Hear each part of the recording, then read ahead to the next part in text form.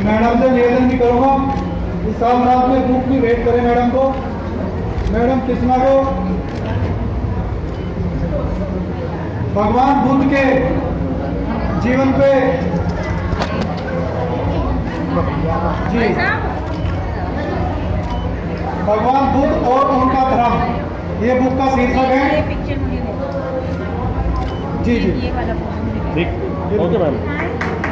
बहुत बहुत धन्यवाद।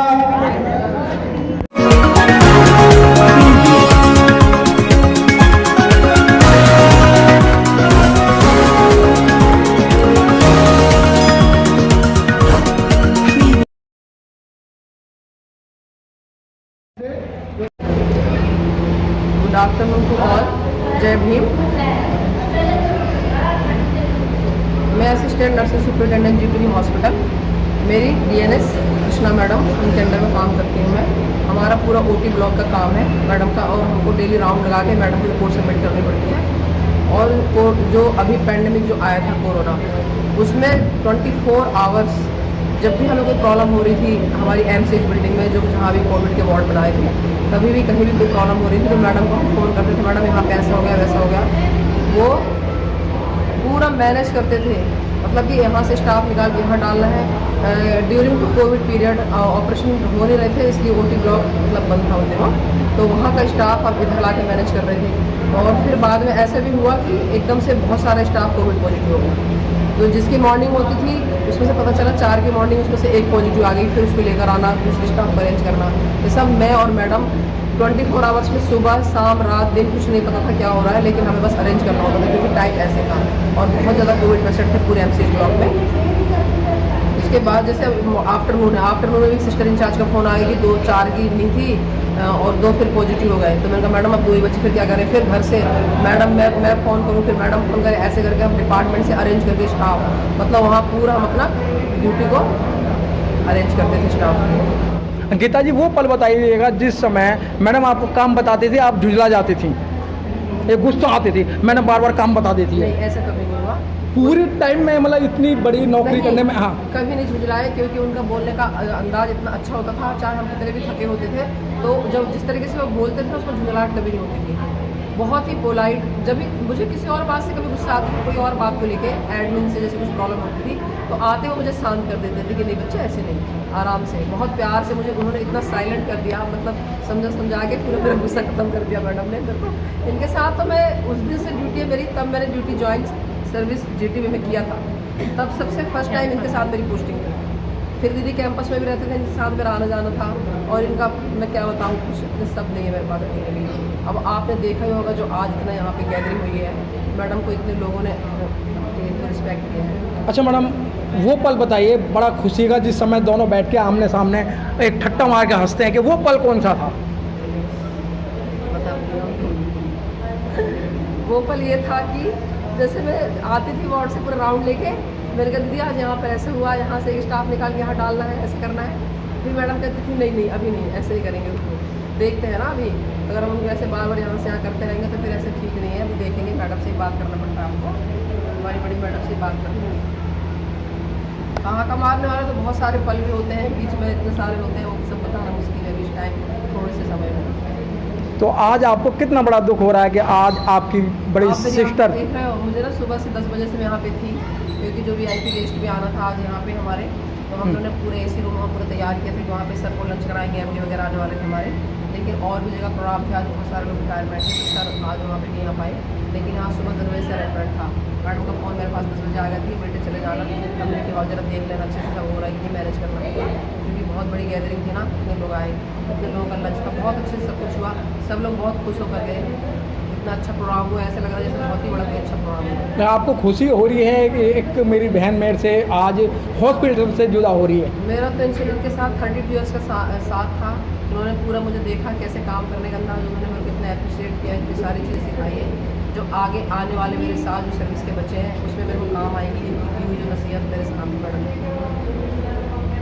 तो मतलब आप रिटायर हो गए, लेकिन फिर भी इनका पीछा नहीं छोड़ेंगे आप? नहीं, जो मैडम की एडवाइस वो तो हमेशा चलती रहेगी, मिलना जुलना रहेगा, ऐसा नहीं कि बिल्कुल आज खत्म हो गया सब कुछ, नहीं, इनके घर बहुत पास है, जब मर्जी में चले जाएगा उनकी दीदी के साथ बैठ के गाड़ी में।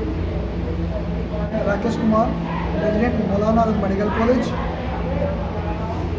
आज जीटीवी प्रांगण में हमारी बड़ी बहन कृष्णा जी के रिटायरमेंट पार्टी के शामिल होने के लिए यहाँ पर आया हूँ और मैं कृष्णा जी के बारे में ये कहना चाहता हूँ कि इनका जो सर्विस पीरियड जो रहा है बड़ा ही संघर्षशील रहा है। 84 में ट्रेनिंग के लिए गए, ट्रेनिंग के उनके बाद बीच में इस उपरांत एक हादसा हुआ 88 में, 19 मार्च 88 में एक हादसा हुआ था एक्सीडेंट को। उसके बाद दोनों पैर में चले गए थे, उसके बावजूद भी इन्होंने ड्यूटी ज्वाइन करी और ज्वाइन करी ना सिर्फ मरीजों का बल्कि समाज के हर दबे कुचले लोगों के लिए इन्होंने कार्य किया। किसी भी लेवल पे जो भी समाज के लिए कितना कार्य किया, समाज का जो प्रतिदिन का दर्द था ना वो मैंने देखा है।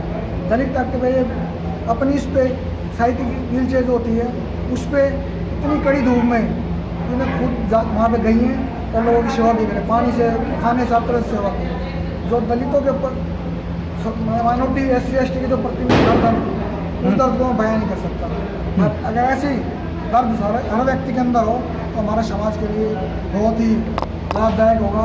और मैं आशा करता हूँ ऐसे व्यक्ति, ऐसे इंसान हमारे लोग उसमें समाज में जितने ज़्यादा होंगे उतने ही हमारे समाज का उद्धार होगा। मेरे गाँव की है। और दूसरा इसके साथ साथ मैं आपको एक बात और बताना चाहता हूँ। हमारी बड़ी कृष्णा की बड़ी बहन है, मेरे गाँव की, मेरी पड़ोसी है, आमने सामने मकान हमारा है। अच्छा राकेश, सम्मान सबके लिए हम यही कर सकते हैं कि भाई इतने साल में कार्यक्रम तो कह देंगे। आज दिल्ली सरकार के अंदर एक ऑप्शन भी है, दोबारा से हम इनको एक्सटेंशन पार्ट को दे सकते 2 साल के जॉब के लिए। लेकिन मैडम ने कह दिया है कि अब मैं अपना पूरा समय समाज को दूंगी और मोह महा त्याग के। और मैडम ने बोला है, बहुत अच्छा शब्द बोला है कि जैसे मुझे हंसी खुशी रिटायरमेंट दी जा रही है, जिस समय मेरा अंतिम समय हो मैं परिवार के लोगों से कह के जाऊंगी। और इस चैनल पे बोल दिया उन्होंने, एक आंसू नहीं बहाएगा कोई भी मेरे लिए। सर मैं आपको बताना चाहूँ, परसों शायद ये बात है फ्राइडे की जी, बहन जी का फोन आया मेरे पास कि मैं ऐसे प्रोग्राम है, मेरा सेवा कार्यकाल पूरा हो रहा है, सेवा नहीं पूरा 31 तारीख प्रोग्राम रखा है, रिटायरमेंट की 31 तारीख को। इन्होंने कहा मुझसे इस कार्यक्रम के बाद मैं अपना पूरा समय समाज के लिए दूंगी। और अभी आने वाली 14 अप्रैल को जो अम्बेडकर जयंती का कार्यक्रम मनाया जा रहा है, इन्होंने मुझसे कहा कि मैं उसको करना चाहती हूँ, आप लोग हमारा सपोर्ट करना। मैंने बहन जी को बताया कि हम हर साल कर रहे हैं, पिछले 10 साल से हम कंटिन्यू कर रहे हैं। अब तो मैं जो अकेला पढ़ा था मुझे कुछ जॉब मिल जाएगी बहन जी का साथ पाके कि 1 से 2 भले क्योंकि हम दोनों मिलकर काम कर बहुत समाज के लिए बहुत कुछ कर सकते हैं। तो सामाजिक भावना मन के अंदर होना जरूरी है। अगर हर समाज के व्यक्ति के अंदर सामाजिक भावना, समाज कल्याण की भावना होगी तो उससे क्या होगा, हमारे समाज का ही भला होगा, हमारी सोच का ही भला होगा और बाबा साहब का सपना।